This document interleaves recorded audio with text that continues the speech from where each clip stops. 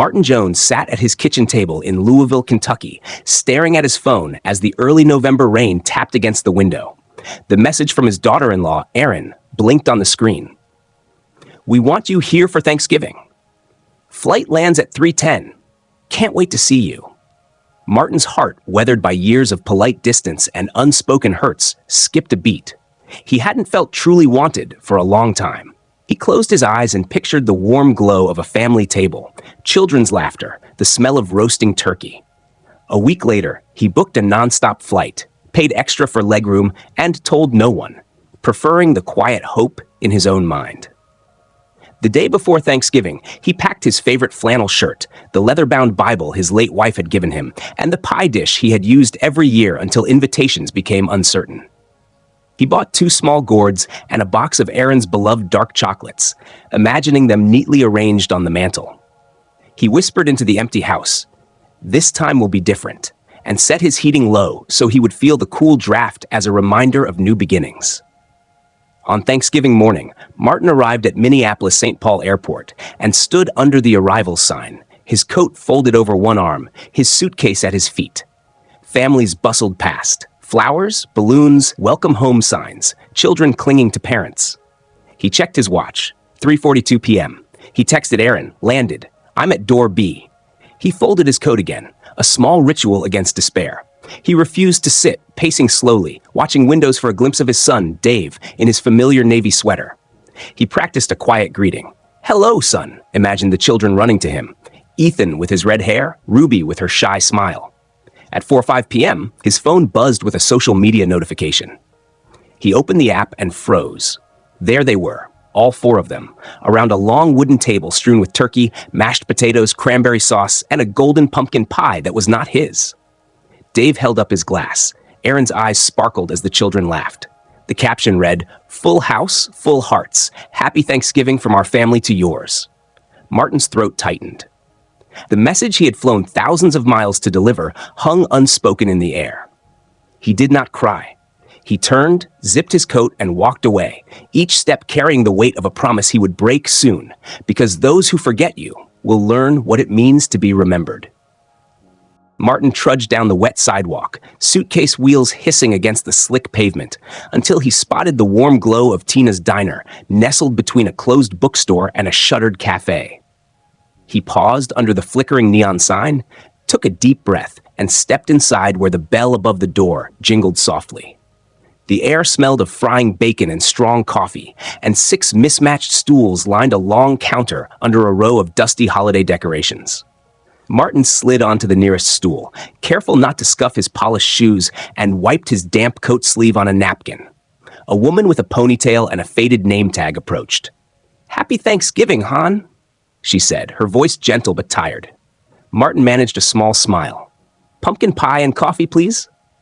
She nodded and turned away. Through the diner's window, he saw the terminal he had left behind, its glass doors now dark and empty.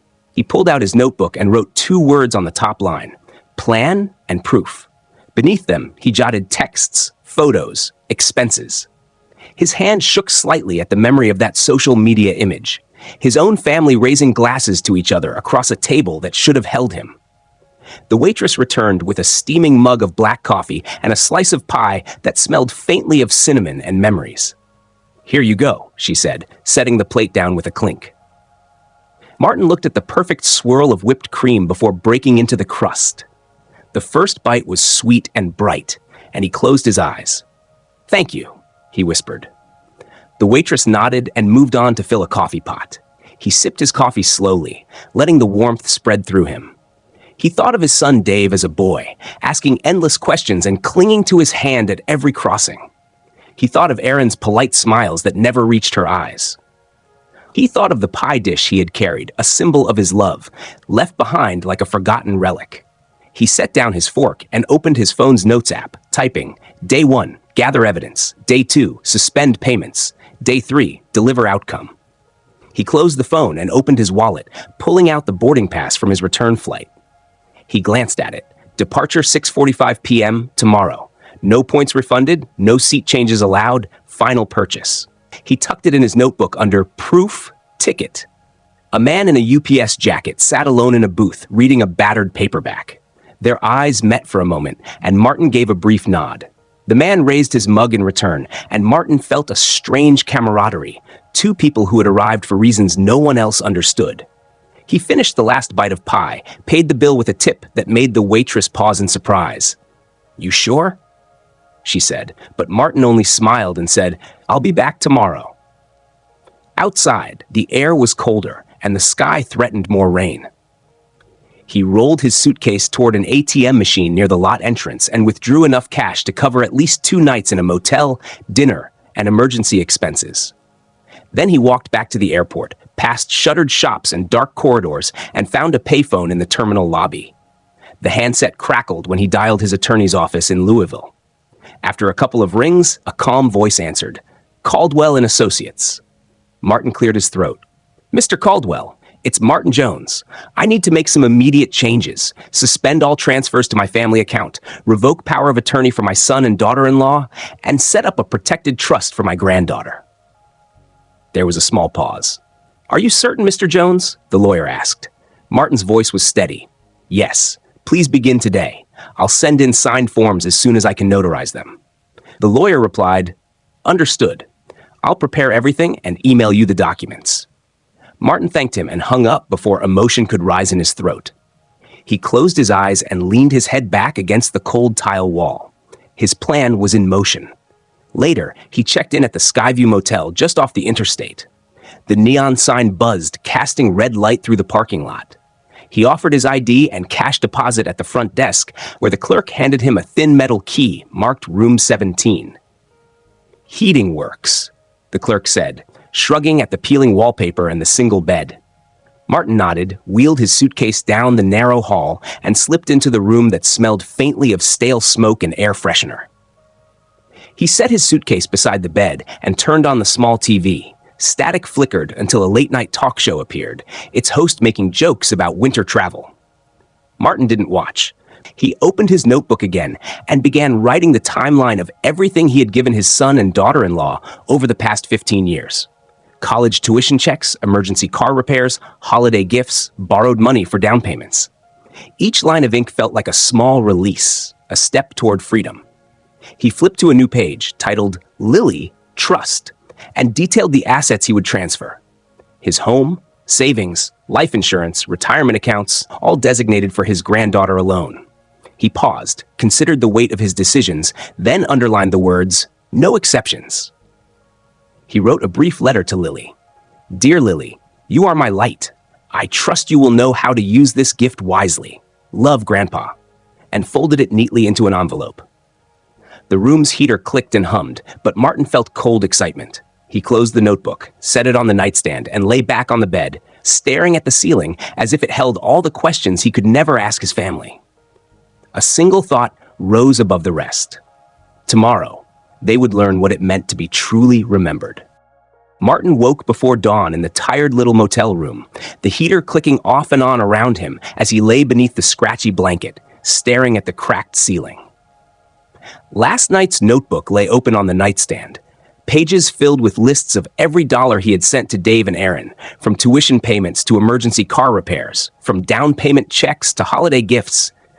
And on the final page, the beginnings of a trust plan for his granddaughter, Lily. He rose quietly, dressed in his favorite flannel shirt and the navy cardigan he always wore when he wanted to feel dignified, and packed his notebook and the sealed envelope to Lily into his briefcase. He slipped out of the room, handing the key to the clerk without a word, and walked across the parking lot into the icy morning air. His sneakers squeaked on the frost-coated asphalt as he made his way to his rental car. By 7:30 a.m., he was on the highway into Minnesota's gray light, the miles melting beneath the tires as he replayed his plan one more time. When he reached the bank in downtown Minneapolis just after 8, the doors were open and only 2 people waited ahead of him in line, someone with a briefcase like his and a young woman in a uniform. Martin joined the line, heart pounding in anticipation. At the window, the teller recognized him from yesterday. "Back so soon?" she asked, her voice low. Martin slid over his ID. "I have more changes to make," he said calmly. I'd like to suspend the rest of my automated transfers to my son and daughter-in-law and fully revoke any power of attorney I granted them. I want only my charitable donations to continue. The teller blinked and typed into her screen.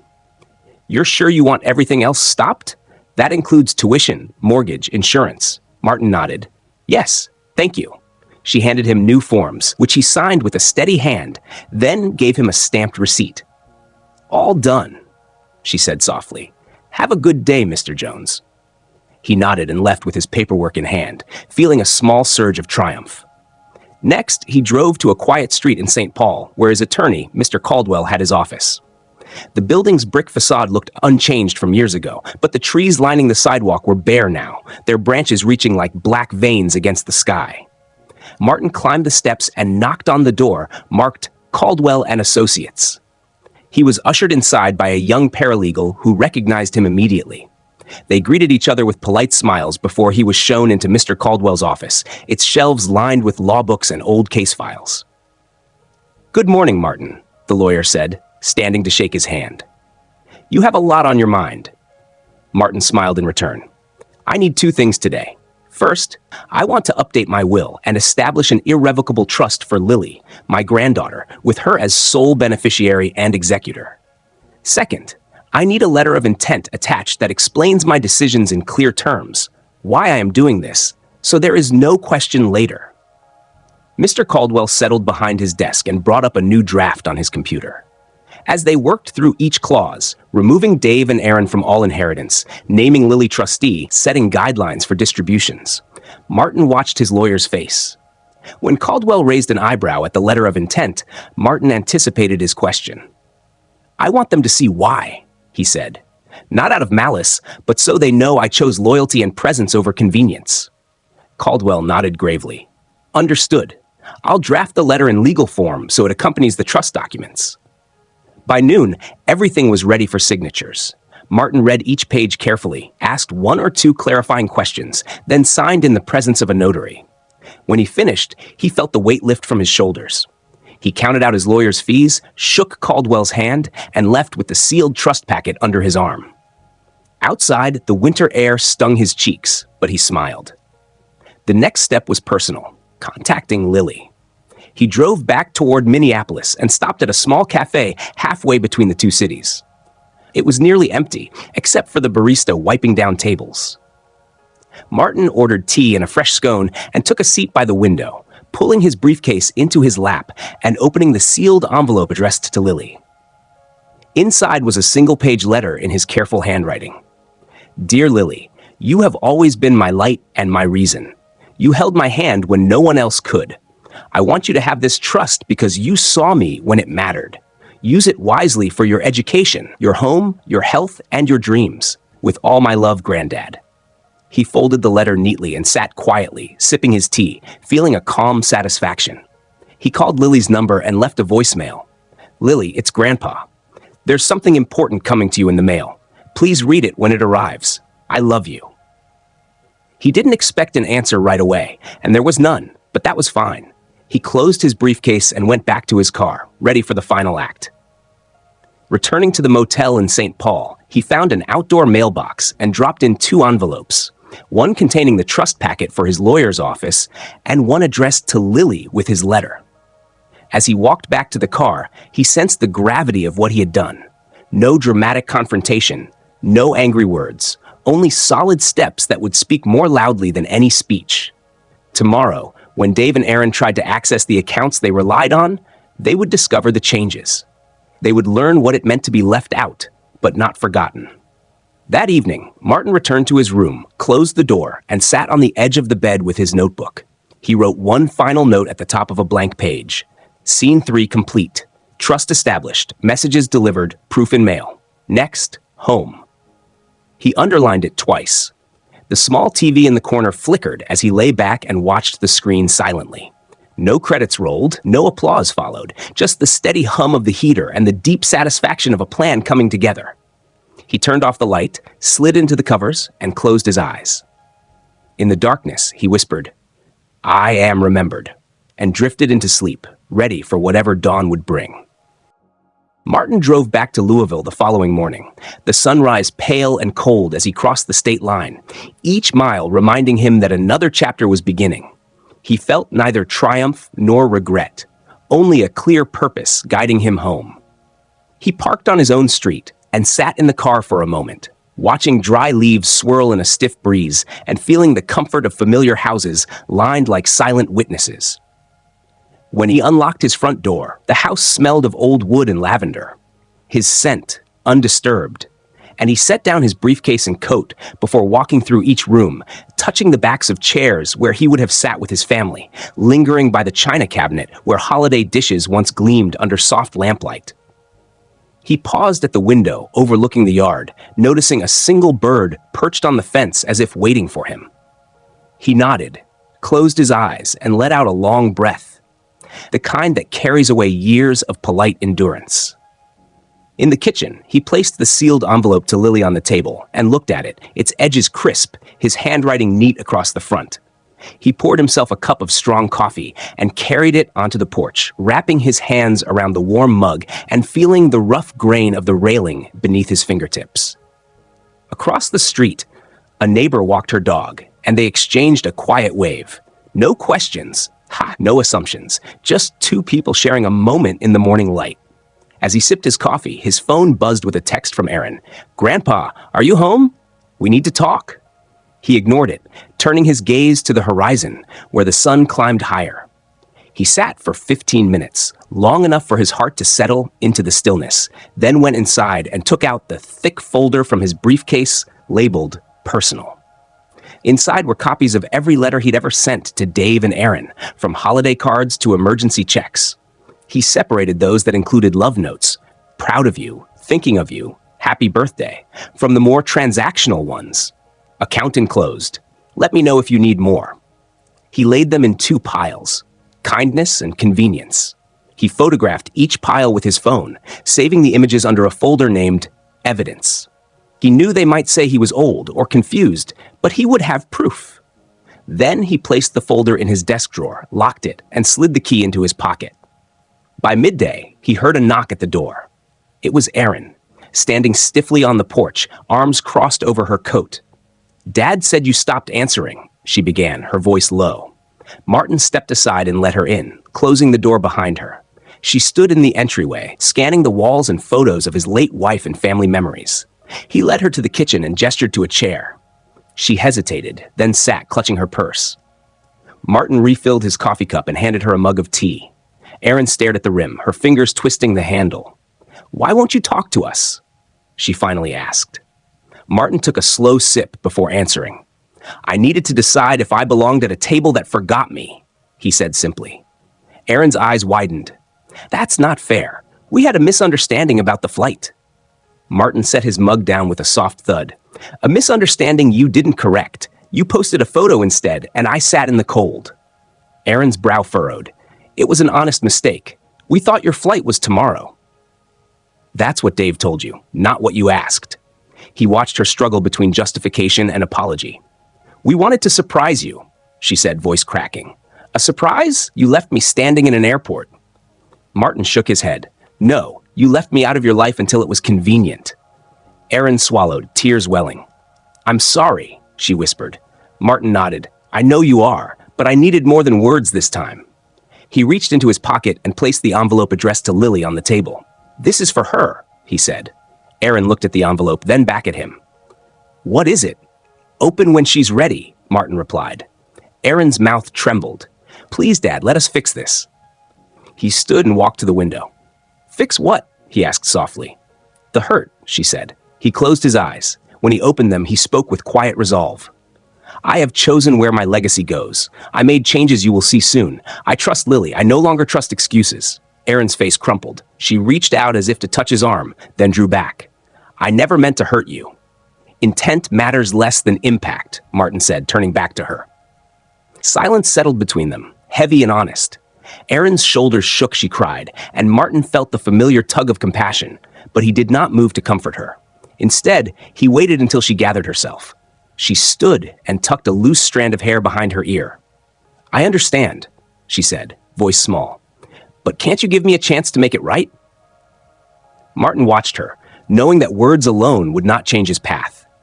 "Making it right takes time," he said. "I have no hurry. I will decide when you prove it." Erin nodded, tears still shining in her eyes, and left without another word, the door closing softly behind her. Martin remained by the window, watching the empty porch until the chill drove him inside. He made himself a light lunch, soup and bread, and ate at the table, the envelope to Lily waiting between two place settings. He cut the bread slowly and sipped the soup, thinking of the next steps, confirming the bank changes, finalizing the trust, sending Lily's letter, then waiting. He did not feel lonely. He felt guarded and whole. He spent the afternoon reorganizing his files, updating calendars, and making lists of tasks for the coming weeks. When evening fell, he brewed chamomile tea and sat on the porch again, this time with the envelope to Lily tucked in his coat pocket. He watched neighbors go about their routines, lights turning on in windows across the street. He thought of the trust documents arriving at his lawyer's office and of Lily reading her letter. He thought of Dave and Erin, left with their regrets and the emptiness of his silence. And he felt the promise of new beginnings, rooted not in convenience, but in chosen loyalty. As the sky darkened and stars appeared, he whispered into the wind, "I am not the man you forgot." Then he retreated inside, locked the door behind him, and placed a single candle on the windowsill. Its small flame, a beacon for the truth he finally claimed as his own. Martin woke before dawn on the first Sunday of December, sunlight pale through frosted window panes, and he felt a quiet satisfaction as he rose to begin the final act of his plan, freedom. He dressed slowly in the navy cardigan that had become his armor, brewed strong coffee in the kitchen, and set 2 plates for one, an old family recipe of sausage gravy over biscuits, the scent both comforting and defiant. He placed the sealed envelope to Lily at the center of the table, alongside a small poinsettia he had bought half price the day before, and sat down with his coffee to wait. At exactly 9 o'clock, he heard the rumble of a train whistle in the distance, Lily's arrival signal. He smiled to himself, recalling how she once told him, "Grandpa, I always believed you'd be there," and he knew she would. The clock ticked, and at 20 past 9, there was a soft knock. He opened the door to find Lily, her eyes bright behind winter scarves, holding a battered backpack and a thermos of cocoa. "Grandpa," she whispered, and he stepped aside to let her in. They hugged, tight and real, her head resting against his shoulder, as if grounding him back in the world he had reclaimed. She followed him to the kitchen, where he poured her a cup of coffee, careful to keep her cocoa warm in the thermos. "It smells like a holiday," she said, her voice soft. "It does," he replied, "but this time it's for us." They sat and ate quietly, the only sounds the clink of spoons and the distant hum of morning traffic, until Lily set down her mug and looked at him. "Grandpa, I got your letter," she said, pulling the envelope from her pocket and laying it untouched before him. "I haven't opened it. I wanted to wait until I was here." His chest warmed as he nodded. "Whenever you're ready." She reached across the table, touched his hand, and smiled. "I'm ready." He watched her carefully slit the seal and withdraw the single page written in his neat script, then felt a tender pulse of pride as she read, "Dear Lily, you have always been my light and my reason. You held my hand when no one else could. I want you to have this trust because you saw me when it mattered. Use it wisely for your education, your home, your health, and your dreams. With all my love, Granddad." A tear slipped down her cheek as she looked up. "I don't know what to say," she whispered. He reached for a napkin and dabbed at her cheek. "Just live," he said. "That's enough." They spent the day together, putting up simple holiday lights on the porch, parsing through old photo albums, playing chess by the fire. Lily won 4 games in a row, and her laughter echoed through the house like music he thought he had lost. In the late afternoon, Lily asked quietly, "Grandpa, what happens now with Mom and Dad?" Martin paused, folding his hands in his lap. He thought of Erin's tearful apology yesterday, of Dave's frantic texts that went unanswered, and of the locked drawer filled with evidence of his sacrifice and their neglect. "Now," he said carefully, "they have to live with their choices." She nodded, understanding more than words could say. "They'll see the trust document soon," he continued. "I set it up so they'll receive notice when the bank processes them." Lily's eyes widened. "Will they notice?" "They will," Martin said with gentle certainty, "and they'll know why. It won't be a surprise they can undo." Lily laid her hand on his and said, "They'll learn respect." "Yes," he replied, "and the weight of forgetting." Late that evening, after Lily had tucked herself into the guest room bed and fallen asleep to the soft ticking of the hallway clock, Martin sat alone in the living room with a single candle lit on the coffee table. He thought of the sealed trust packet he had mailed to his lawyer, of the bank forms suspending every transfer to Dave and Erin, and of the letter to his granddaughter, now read and cherished. He could almost hear the hammer of guilt when Dave and Erin discovered the changed will. No inheritance, no authority, no shared legacy, only their daughter as heir. A small smile curved his lips at the thought of their shock, the revenge bombshell he had woven not with cruelty, but with quiet truth. He remembered how, as a child, Lily once asked him, "What is home?" And he answered, "Where you feel chosen." He felt chosen now, by his own decision, by the love that had not wavered. And he knew the story would end here, with him whole and seen. He blew out the candle, plunging the room into soft darkness, save for the glow of the fireplace, and whispered into the silence, "You cannot break what you build from honesty." He climbed the stairs to his bedroom, each step a release from old obligations, and slipped into bed beneath the weight of fresh blankets. Outside, snow began to fall in gentle flakes, blanketing the world in white promise. Martin closed his eyes, the last thought floating through his mind. The next Thanksgiving would be his own, and this time no one would ever forget to save him a seat.